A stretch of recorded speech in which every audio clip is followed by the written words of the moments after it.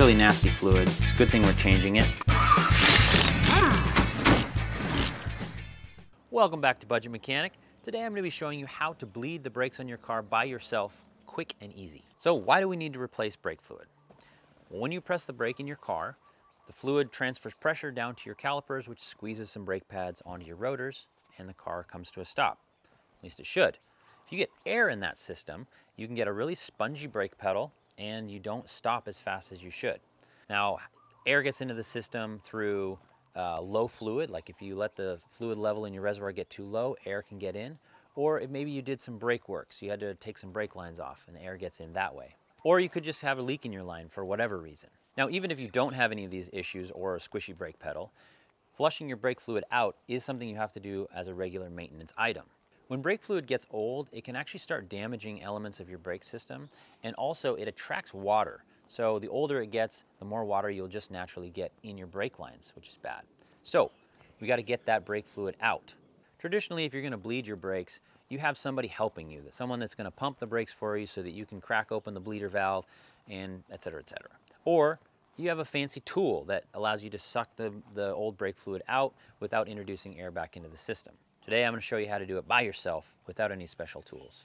But before we get into it, a lot of people make the mistake and think that when there's something funny going on with their brake pedal, they just have to bleed their brakes. But if you stick around to the end, I'm going to share with you a bonus tip on how to easily tell if there's something more serious going on with your brakes. The owner of this truck was having squishy brakes, so he asked me to bleed the air out of the system. But I'm looking at this brake fluid in the reservoir right now and it looks really dirty. So I'm going to treat this like a full brake flush. So new brake fluid is actually almost completely clear, and when it gets old, like this, it gets dark and yellow, brown even, and that's how you really know it needs to be changed. So to get this old fluid out, I'm going to use a turkey baster, which is like my favorite way to do it. So we're going to go ahead and pop the top off this reservoir. And I'm just going to start sucking it out. So you can already see how nasty and brown that is. On some of these reservoirs, there's these little screen cups that are removable, and you can actually get a little bit more out if you pull that. Okay, so now I'm going to refill the reservoir with clean fluid that we're going to then send through all the brake lines. And before I get comments, yes, I did forget to put on my gloves before, but you do want to use gloves when you're working with brake fluid because it is pretty nasty, and you don't want to spill it on painted surfaces or anything because it will eat paint and coatings. You do want to match your brake fluid with what your car requires, and you can always check the top of your reservoir cap and it will say what type of fluid to use. So it's going to be .3, .4, etc. So I have a .3 fluid and that's what it calls for right here. And at this point I can actually overfill it above the max because I'm going to be draining the system as I go. Okay, so it's time to pop one of the wheels and start draining a brake line. Now, how do we figure out which one to start with? Traditionally, you started with the farthest wheel from the master cylinder, which is right underneath that reservoir that I just filled up. This has become less important in the more modern cars where the ABS module isolates each brake line individually, so there's less chance of cross-contamination of fluid and air.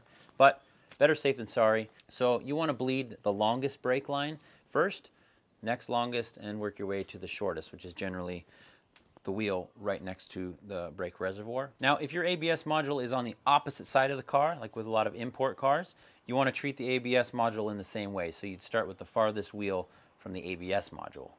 And ABS module is basically going to be like a metal box with all the brake lines coming out of it. So basically, you can follow the lines that come out of your master cylinder, which is under that reservoir, and follow them to where the ABS module is.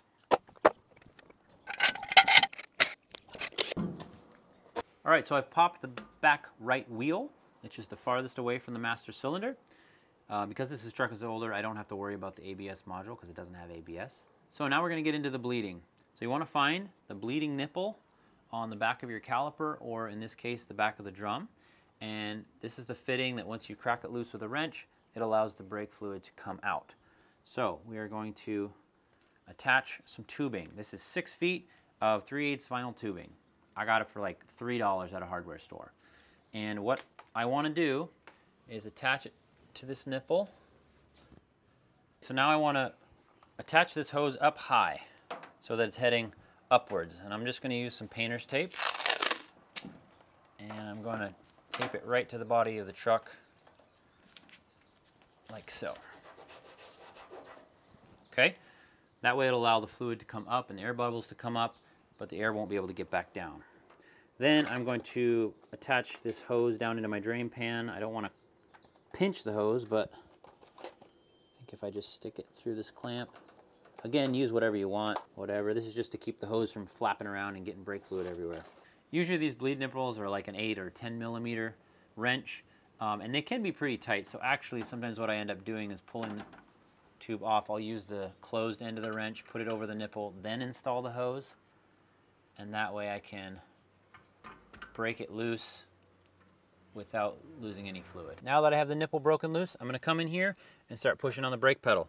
And the way that I'm going to do this is big pushes and hold for a couple seconds, because I want a chance for any bubbles in the line to get up into the tube and start floating to the top of the tube loop before I release the pedal, which will suck a little bit back in. And at that point, I just want to suck fluid in.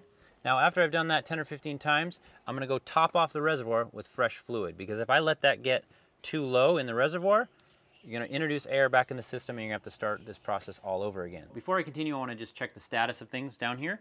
I want to make sure I'm not spraying brake fluid everywhere. And what I'm looking for is that my hose is being filled, and I can already tell right now I'm noticing a bunch of particles in the line, which means this is really nasty fluid. It's a good thing we're changing it. And I'm going to continue pumping, and I'm going to keep checking in, because what I'm looking for is when the clear fluid starts passing through. So once I got clear fluid coming out, I know that this entire brake line is filled with fresh fluid. All right, so after a few rounds of this, I'm pretty happy. It's pretty clear looking. It could probably get better if I kept going, but I'm happy with how this is looking. So now I'm going to lock this bleeder nipple. Don't want to over crank these things. They will strip out, and then you're really sorry. I'm going to pull this down and let the majority of this drain out. Pop this off, and we're going to move on to the next one.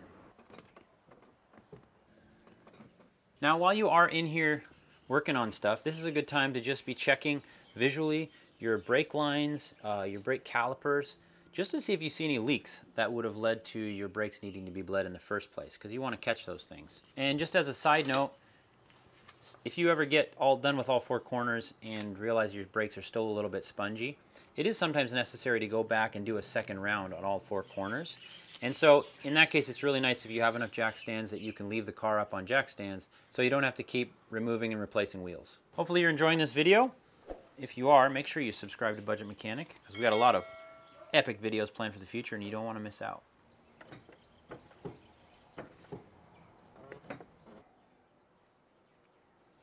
So that's the last one. And get this hose off and go check the pedal.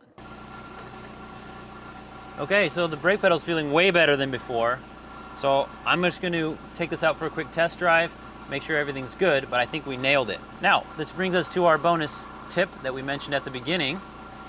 A lot of people think that all the weirdness that you would feel in a brake pedal is because there's air in the lines and they need to be bled. But there is a difference between squishy and sinking all the way to the floor. So if you've got a pedal that kind of initially comes firm, then sinks all the way to the floor if you're holding it, that points to something totally different, which can be really dangerous, and that's pointing to a failure in your primary circuit of the master cylinder. If you're interested in checking that out more, if that's what's happening to your car, check out this video.